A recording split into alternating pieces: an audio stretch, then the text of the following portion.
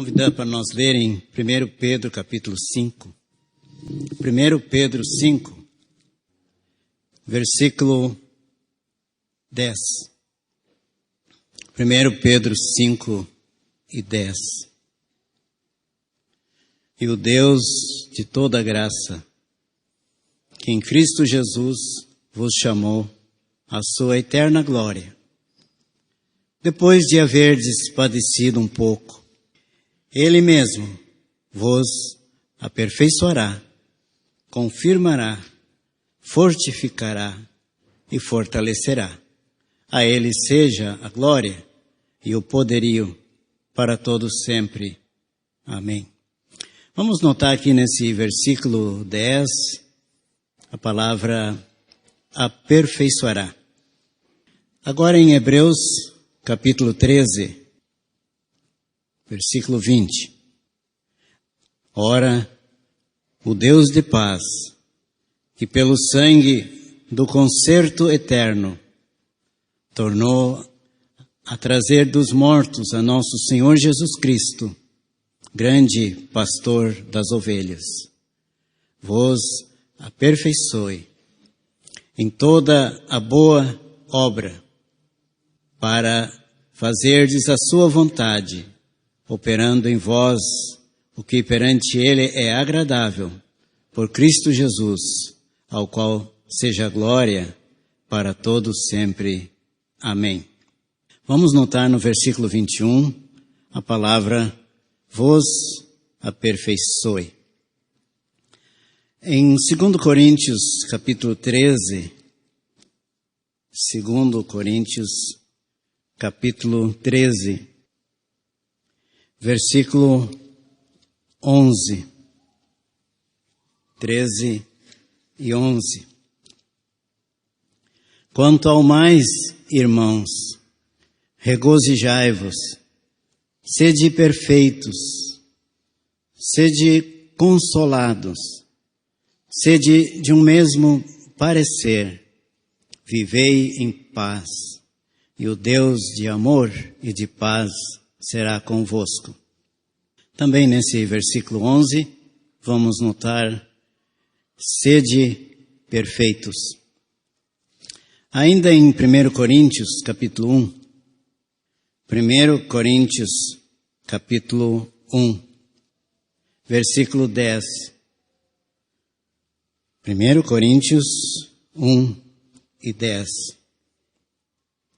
Rogo-vos, porém, irmãos, pelo nome de nosso Senhor Jesus Cristo, que digais todos uma mesma coisa, e que não haja entre vós dissensões, antes sejais unidos em um mesmo sentido e em um mesmo parecer. Aqui nós vamos notar a palavra sejais unidos. São só essas leituras. Nós temos, já são 3 horas e 10 minutos, e o tempo do ministério vai passando rapidamente. Eu queria notar algumas coisas ligadas com as passagens que acabamos de ler. Notamos a palavra perfeito nas 3 primeiras passagens que foram lidas. E notamos a palavra unidos na última passagem que foi lida. Na realidade, o significado desta palavra unidos também é perfeitos. Se nós olharmos na Bíblia atualizada, e também na versão brasileira, nós vamos encontrar dizendo inteiramente unidos. Mas, se nós olharmos na Bíblia inglesa, vamos notar perfeitamente unidos. Que aí então concorda bem com as outras passagens que acabamos de ler. A Bíblia sempre é um livro novo e interessante. Podemos meditar nela, ler nela, sobre vários pontos de vista. Os nossos trechos hoje falam de uma palavra com significado médico. A Bíblia não é um livro de medicina, mas há várias palavras de uso médico nela, que chama a nossa atenção a maneira como o Espírito Santo toma certas palavras, tanto do uso médico, do uso militar, do uso esportivo e de outras áreas do conhecimento, usando aquelas palavras para o nosso melhor entendimento de um assunto que Deus, por meio do seu Espírito Santo, procura trazer até nós. Note bem, 1 Pedro capítulo 5, diz que depois de haverdes padecido um pouco, o próprio Deus mesmo vos aperfeiçoará. E o significado médico desta palavra é a colocação no lugar de um osso deslocado. É um tratamento difícil, cuidadoso, carinhoso. É um tratamento que deve ser feito para provocar a mínima dor possível e para restaurar completamente aquela deficiência naquele enfermo, naquele paciente. Essa é uma palavra usada não muito no Novo Testamento. 13 vezes e com várias traduções na nossa Bíblia. Nem sempre traduzido da mesma maneira. Mas ela se encontra várias vezes quando nós lemos nos livros pós-exílicos da restauração dos muros de Jerusalém. Então, usada várias vezes, 19 vezes no Velho Testamento, maior parte das vezes ela é restaurar, na restauração dos muros de Jerusalém, muitas vezes. Mas veja bem, que pensamento solene para nós. Que é possível que o sofrimento na vida do crente seja uma coisa tão forte, tão grave, que pode ser comparado a ter um osso deslocado no nosso corpo. E quem vai restaurar? Tendo nós passado por aflições, provações, sofrimentos, que deixaram marcas profundas no nosso ser. Será que é um irmão em Cristo que vai nos restaurar? Será que é a igreja local que vai nos restaurar? Será que nós vamos nos restaurar a nós mesmos? Não. O mesmo Deus vos aperfeiçoará.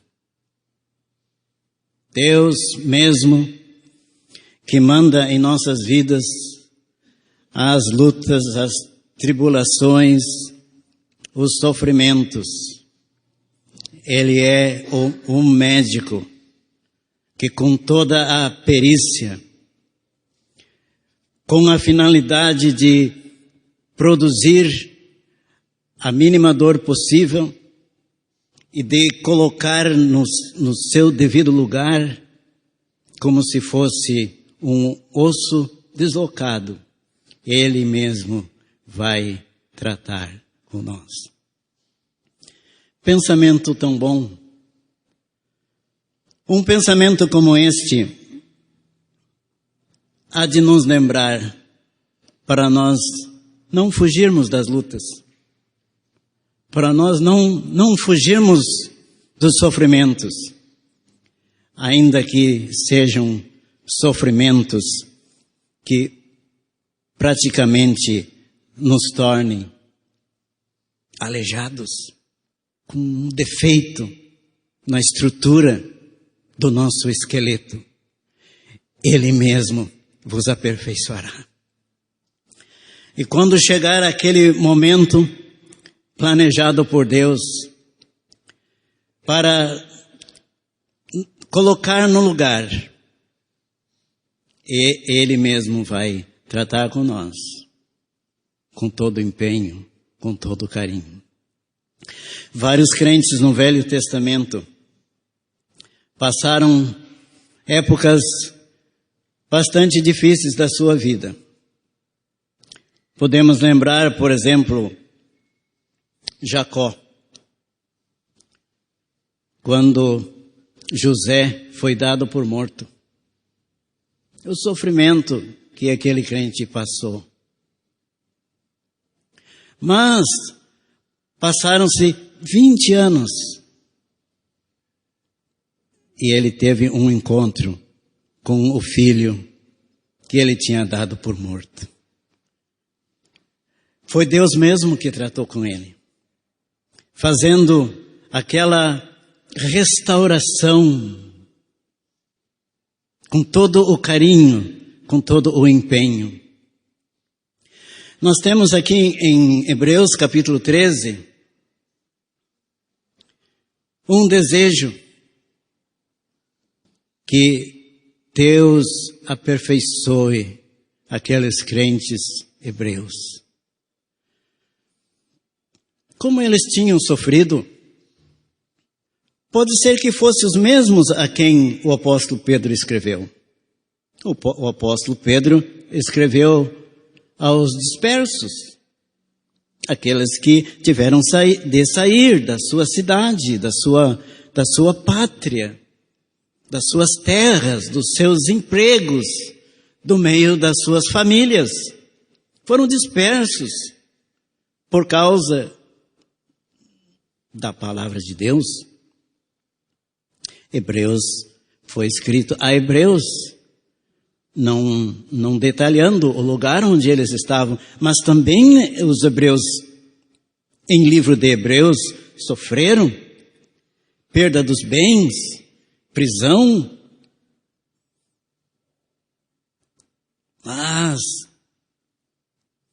se eles estavam como que com esta doença, um sofrimento que causou uma revolução no seu organismo.